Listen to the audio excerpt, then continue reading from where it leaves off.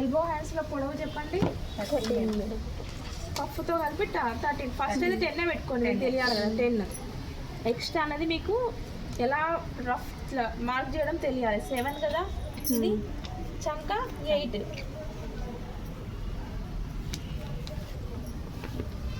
మనం ఎప్పుడైనా కూడా పొడవు చూసుకోవాలి, ఇప్పుడు ఎల్పు చూసుకొని మడత వేస్తాం క్లాత్.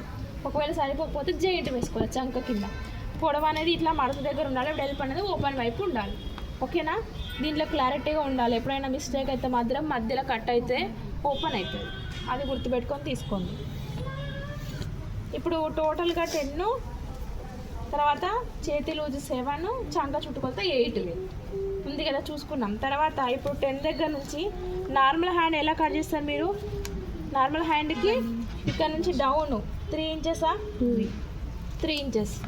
మామూలుగా ఇక్కడ నుంచి చేతి లూజు 7 కదా, 7కి మార్క్ చేయండి. మార్క్ చేసిన తర్వాత ఇక్కడ నుంచి ఇక్కడికి 1 లేదా 1.5 నుంచి షేప్ మీరు ఒక లైన్ ఇక్కడ వేసుకుంటే ఈజీగా ఉంటుంది మీకు. ఇక్కడ ఒక లైన్ వేసుకుంటే ఇక్కడ నుండి షేప్ చేసుకోవాలి.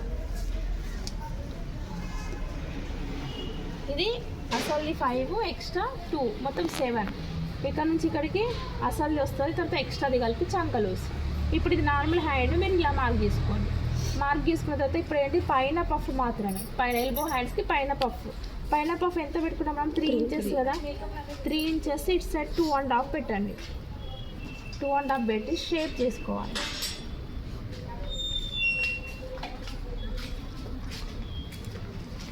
ఇక్కడ ఒక 3-4 ఇంచులు ఎక్స్ట్రా పెట్టండి.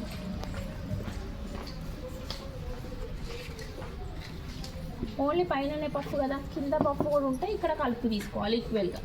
ఇప్పుడు మనకు ఓన్లీ పైన కాబట్టి ఇక్కడ ఒక 5-6 ఇంచులు ఎక్స్ట్రా పెట్టండి.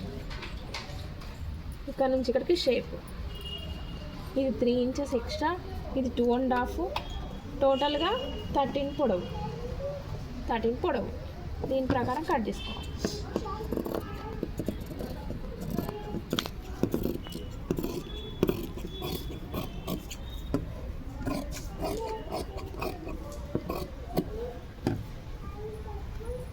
పఫ్ దగ్గర ఖర్చుకి ఇలా పెట్టుకోవాలి, కుట్టేంతవరకు.